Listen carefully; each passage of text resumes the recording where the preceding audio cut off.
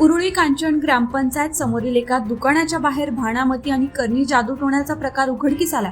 आज 15 जानेवारीला सकाळी ग्रामपंचायत सचिवालयाच्या समोरच एका कापडी पिशवीत गुंडाळून ठेवलेले संशयास्पद साहित्य नागरिकांच्या निदर्शनास आले।